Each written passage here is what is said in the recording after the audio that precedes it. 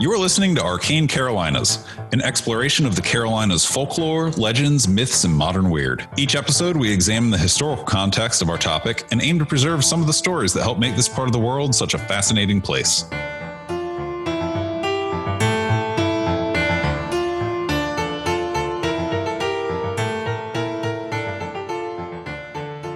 Hey y'all, Michael here. Before we get into the interviews on this episode of Arcane Carolinas Case Files, I wanted to jump in and give y'all some updates on upcoming live events and some really cool book news. First up, at 7 p.m. on Tuesday, March 26th, so just a little over a week from now, I'll be reading at Quail Ridge Books in Raleigh, North Carolina as part of an event with the North Carolina chapter of the Horror Writers Association. We're calling the event In the Mouth of March Madness as a little shout out to one of our favorite John Carpenter films, and I'll be joined by 4 other local horror authors. If you love horror and science fiction and you're near the Triangle, then come on out. The reading event is free, and you're welcome to swing by on the spur of the moment. Don't get me wrong, but Quail Ridge Books has asked that people register in advance if they know they're going to be there, just so they kind of know how many people to anticipate. There's a link for that in the show notes. And if by chance you were at RecCon earlier this month, 2 of the other authors will be Rich Dansky and P.M. Raymond, who also were at RecCon, which was awesome, was it not? It should be a great time, so hit the link in the show notes and come see me. Beyond that, I'll be talking about a local example of the UFO contactee phenomenon, and it is going to be so fun and so weird. And I'll be selling books and giving away swag at Black Mountain Public Library at 6 p.m. on Wednesday, May 8th, up near Asheville. And I'll be at Carolina Fear Fest in Raleigh, North Carolina, May 24th through the 26th. I've proposed some panels, and I hope to be recording an Arcane Carolinas Case Files style episode while I'm there. I'll have more info about those as we get closer to those dates. I just wanted to make sure to bring them up in advance. And we've had plenty of people ask us about Arcane Carolinas Volume 2, so I am happy to say I am writing it now, and Charlie is working on a bunch of original art. I'll be posting some of the first drafts of various chapters on our Patreon as the book gets written, and we should be able to have some copies at our spooky season kickoff in the fall at Arcana, with more info on that very soon. In the meantime, I can't wait to see y'all at Quail Ridge Books in Raleigh, North Carolina on March 26th. I'll be honest, I am so nervous. I get so nervous when I do a public reading, but it's going to be a lot of fun, and I can't wait to see y'all. And now, on to these 2 awesome interviews. Hello and welcome back to Arcane Carolinas Case Files. I'm your host for the day, Charlie Newshaw, and I am here with Frankie, who has a really compelling Bigfoot story that I was hoping to share with all of you via him. So, Frankie, thank you for telling the story again. You've already told it to me once. I really liked it, and I appreciate you coming back on.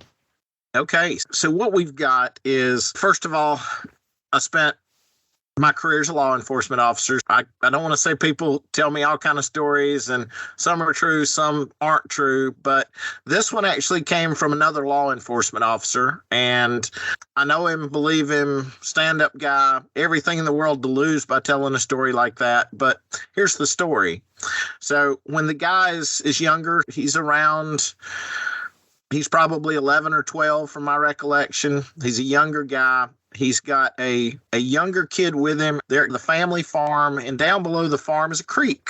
A road crosses the creek. It's not very deep or anything, but kids go down. North Carolina. This is in Chatham County, North Carolina. Yep. So him and the younger child, it's one of those things that the moms are friends, and hey, can little Johnny go with you? So they hang out, they play in the creek. While they're down there, he notices an odd feeling. Things get very quiet, and it's a noticeable difference. And he looks up, and he basically looks up the hill. There's a larger tree, and keep in mind, he describes it as an adult. He's stayed in that area for years and years, so you never forget something like that. But he looks up, there's something watching him, and he basically describes it as a big, hairy man, and it's leaning under a limb, looking at them, just watching them play, just observing. Mm-hmm. And so it, of course, frightens him, and he tells the other kid, run. And what he's observing steps out and he gets a good solid look at it. And he describes it as basically an ape with man legs. That's his description, not mine.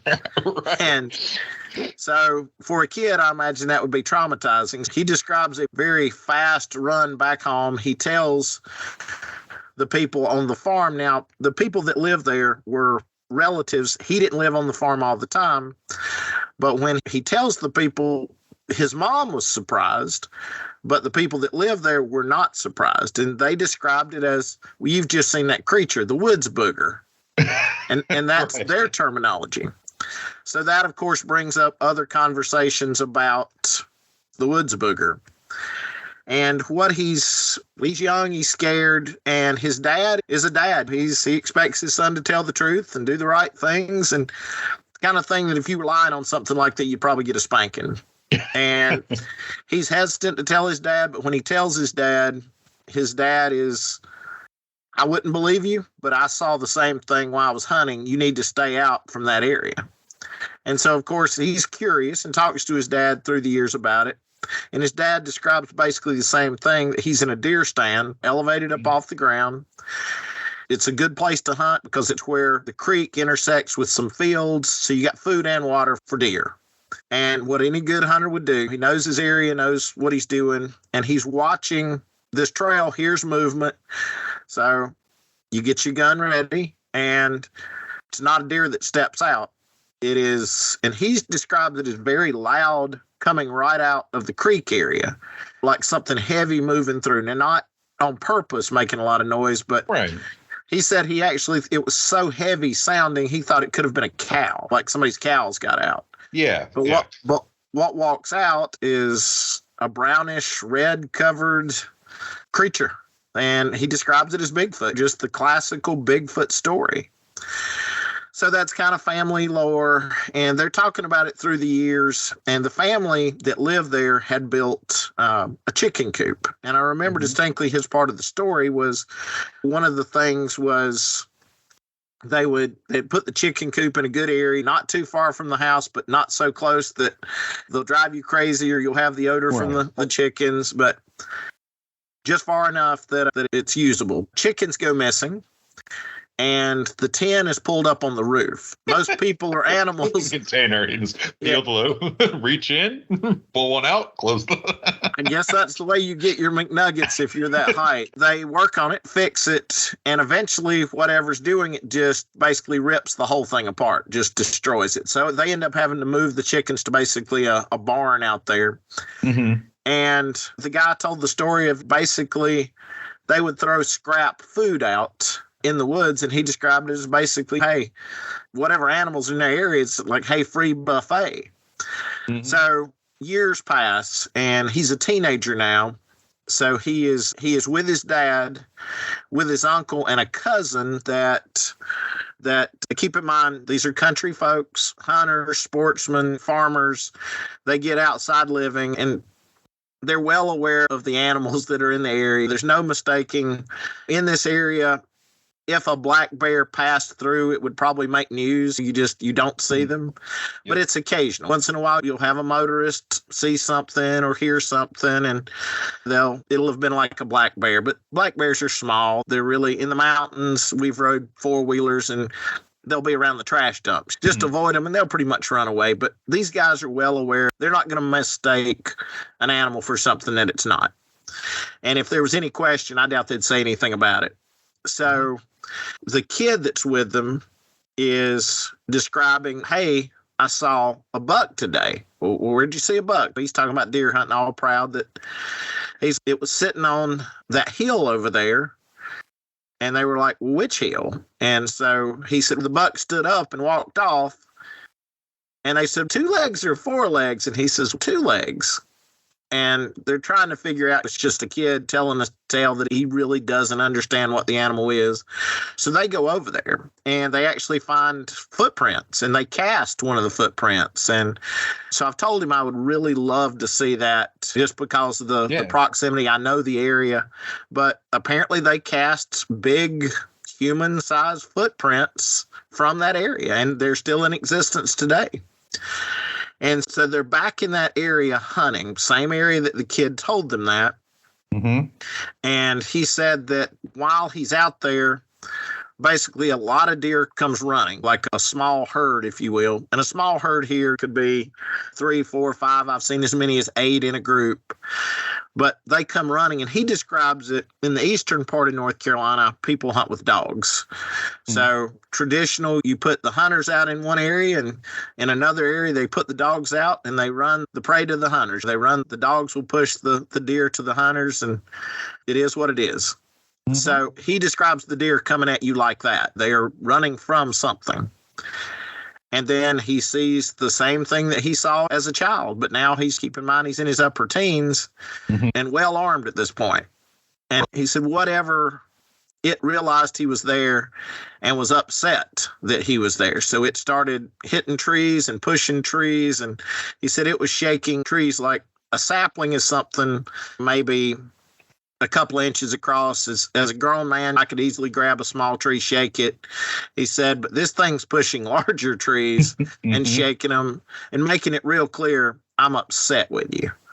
And then it simply turns around and goes the other way. It's like, you ruined my hunting, and he leaves. But right, that's exactly right. He interrupted him. You messed up my hunting trip. So he's talking to his dad about it. And his dad starts actually physically hunting. He's curious. They're both curious about what have we got living on this property. It's not hurting anybody. It's not doing anything. It's just something on the land, and they're curious about it. His dad and him are hunting. The son is hunting first and actually hits the deer, but it's not a good hit.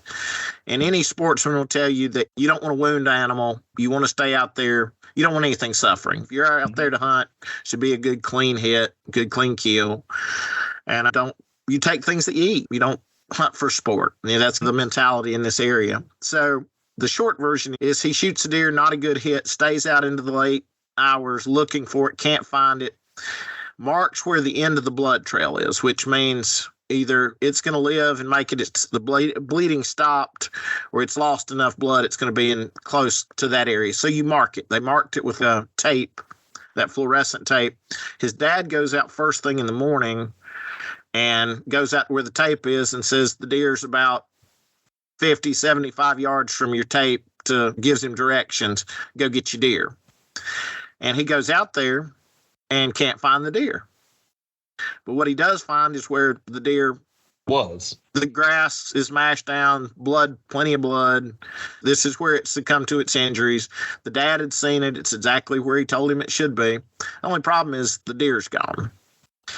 And what just picks up and carries the deer off. Now, maybe it's another hunter, but keep in mind, people are funny on their land and their property. So if you're taking stuff off other people's lands, it would be frowned upon. So right.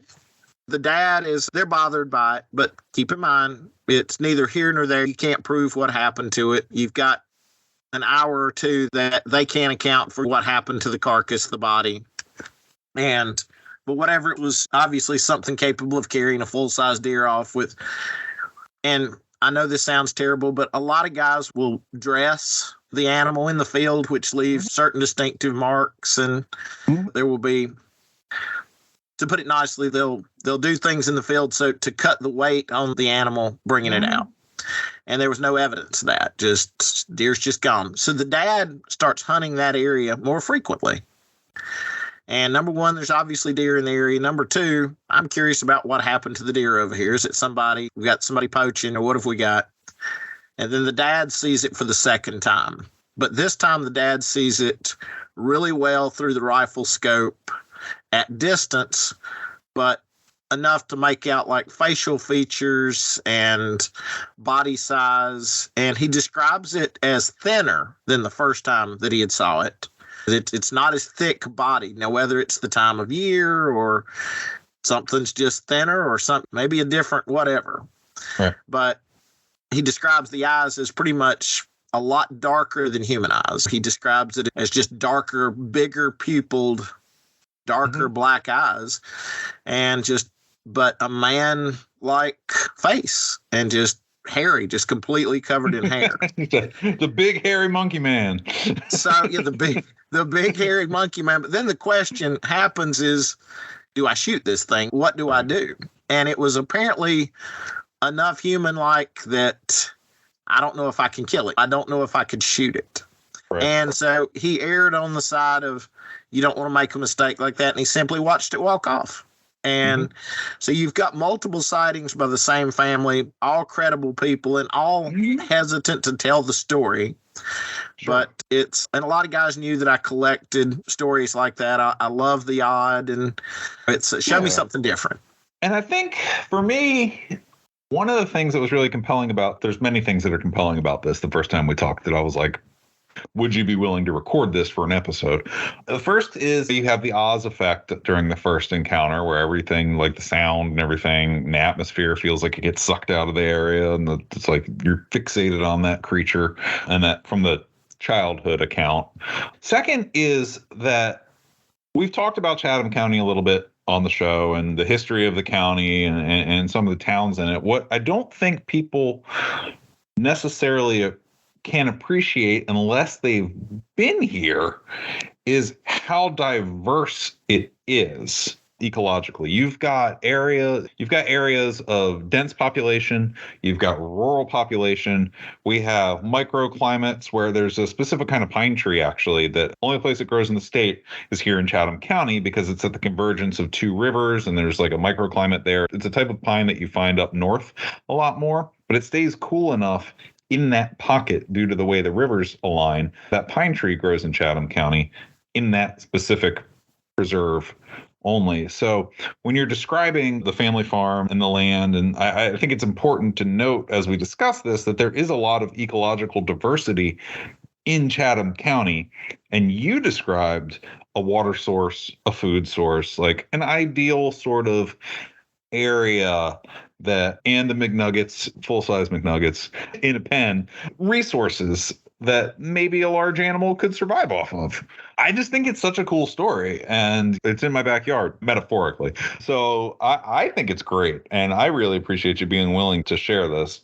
I enjoyed it, and like I said, I've collected all kind of stories through the years, and one of the things I've always found funny as an officer is, are you familiar with fox squirrels? Do you know what a fox squirrel is? The black and white squirrels? No. Okay, so in North Carolina, you'll find these fox squirrels. They're big squirrels. They're probably easily 3-4 times as big as a normal squirrel. Okay. And the gray squirrels that we're all used to. Yep. But once in a while, there'll be call-ins where people will see a monkey in their backyard, and if you look them up, most guys that know what they are laugh because it's probably a fox squirrel. It's just this black and white squirrel, and it's got white around its head, and it looks a lot like the colobus monkeys you'd see at the zoo or on TV. I have never seen one, but after this call, I will be looking them up. Oh, yeah, you've got to look at it. That's one of the funny nature things. So when you talk to people, you really want to make sure that the story they're telling, when you hear it, fits what exists out there. But if you get a monkey call, it's probably a fox squirrel in North Carolina. And there's not a ton of them. You don't see a ton of them around, but they are out there. So definitely look them up. You'll know exactly what I'm talking about. Okay. But no, I love the ghost stories, especially your Halloween episodes and stuff. Thanks. That's when, I love the show. We all love the show. But that was a story that was a good one. I thought you would enjoy. I just wanted to thank you for coming on and sharing that Bigfoot story. More than happy. Hello and welcome back to another Arcane Carolinas Case Files. I am your host today, Charlie Mushaw, and I am joined by Eric Odditorium. How you doing, Eric? I'm good. How are you? I cannot complain.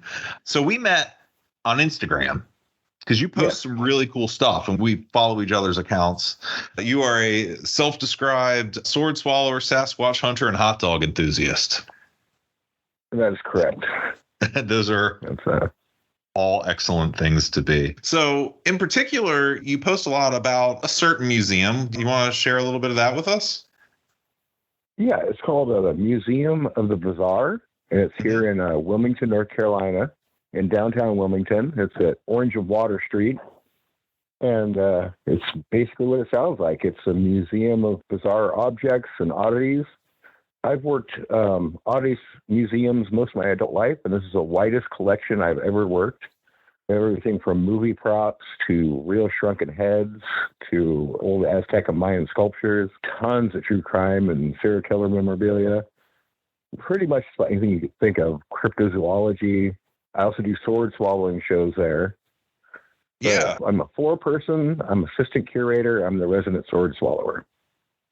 Resident expert in all things bizarre. Pretty much. That's awesome. No, it's cool. And if you're listening to this, you can find it on Instagram under Museum of the Bizarre. And there's a lot of cool pictures in there of all the things that you just described, including you list when the shows are going to be. So this is an older one. There are notes in there as well. Sword swallowing shows will be this day, this time. There's a link to the website, the address. Well, that's old. Really what it is, I do shows when the museum has enough people. Okay. And during the slow season, it's on request, or if I get talking to somebody, but I tell you by ear. But I'm there most days, and if you want to see me swallow swords, come in and mention it, and I'll be glad to do it. Oh, that's awesome. And again, that address was 201 South Water Street? That is correct. Ooh, in Wilmington, North Carolina. We're right on the corner of Orange and Water Street. We're right on the Cape Fear River. And what, on a personal note, like, what's one of your favorite things at the museum? Obviously, there's a lot of cool stuff, so you probably don't have a singular favorite, but what's one of your favorites? What's something that jumps out? That would be really hard to nail down for me, but I like different things for different reasons. I like the true crime stuff. I find that kind of fascinating. Mm-hmm. And I collect it myself. I have a lot here at my house, but the museum has got way, way more than I would even want to have, really. Yeah. And then the shrunken heads, the legit shrunken heads. We've got several actual shrunken heads, and then we have some gaffs, some sideshow gaff shrunken heads. But they're real in their own respect because they travel to the sideshows for between 30 and 80 years. That to and me they're made by famous artists. Yeah. So they're interesting as sideshow memorabilia. I think and to see the difference in quality. Some of the really famous ones, they're the size of walnut, and obviously not real, but it's just what people used to display is interesting to me. No, it's super cool. I remember going to carnivals and paying money to go in and look at weird stuff a long time ago. You don't really see that too much these days at county carnivals. Not really. There's a few people around doing it. The big difference now is a lot of them are what they call free shows. Mm-hmm. And this is where the carnival or fair pays the fee to the sideshow people, and people can come in and look for free. Yeah. Rather than having to hustle every dollar like they used to. That's cool. Now, I made the joke about hot dog enthusiast. What can you describe for me? Just because I talk about food quite a bit on the show. It's usually a tangent that Michael tolerates where I go off and discuss things. But I like hot dogs too. In fact, I have big feelings on hot dogs and what should and should not go on hot dogs. Can you describe your ideal hot dog? What toppings would you put on it? I like a good coating. I like a mustard, chili, cheese, onions is a good go-to. I definitely don't put ketchup on my hot dogs.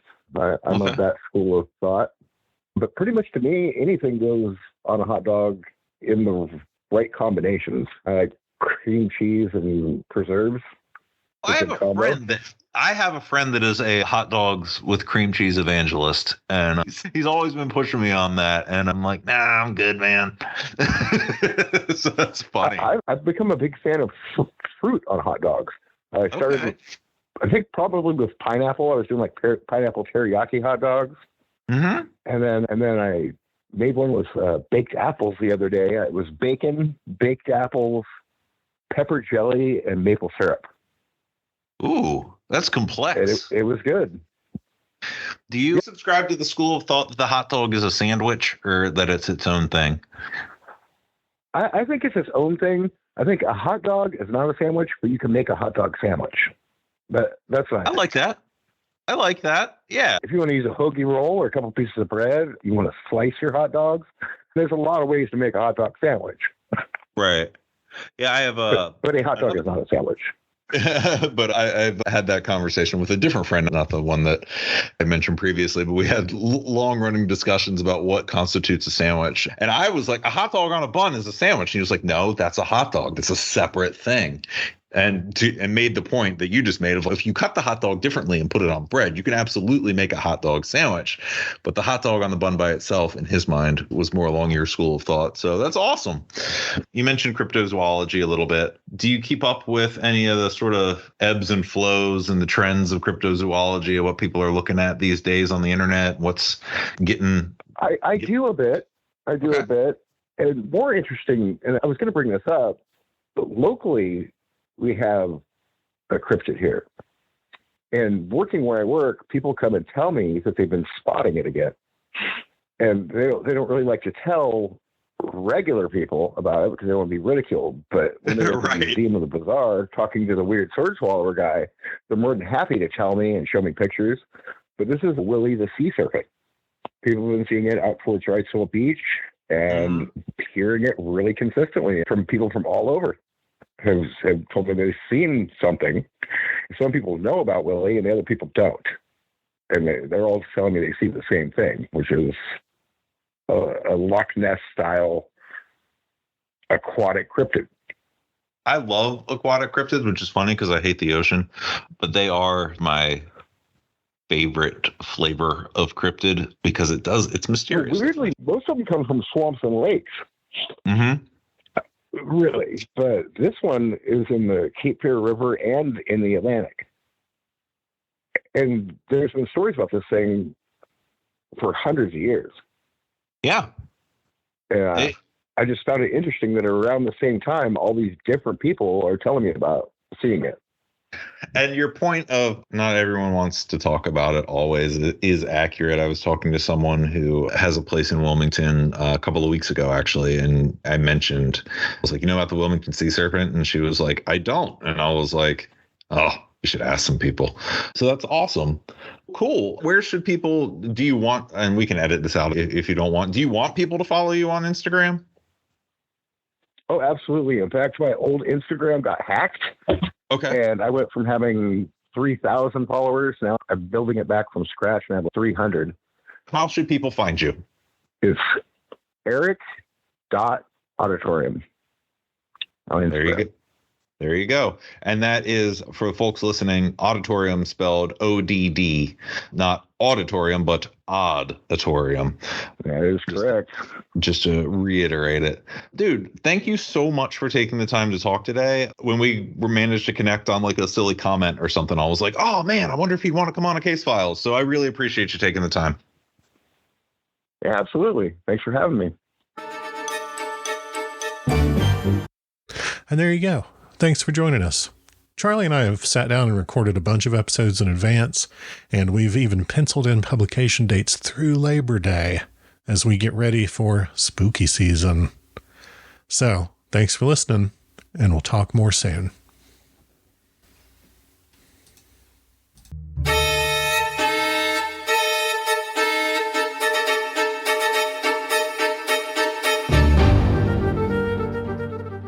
You've been listening to Arcane Carolinas. Thank you for listening. We hope you enjoyed it.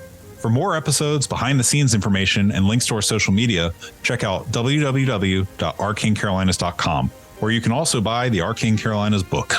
And if you like award-winning horror and science fiction, check out my books at michaelgwilliamsbooks.com or visit my publisher, Falstaff Books, at falstaffbooks.com. And if you have story suggestions, comments, or questions, email us at arcanecarolinas@gmail.com. And thanks for listening.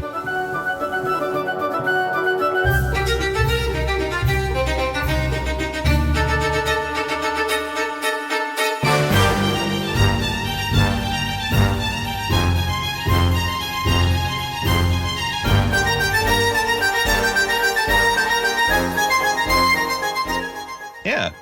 And I don't know how to stop the recording because I am using different software.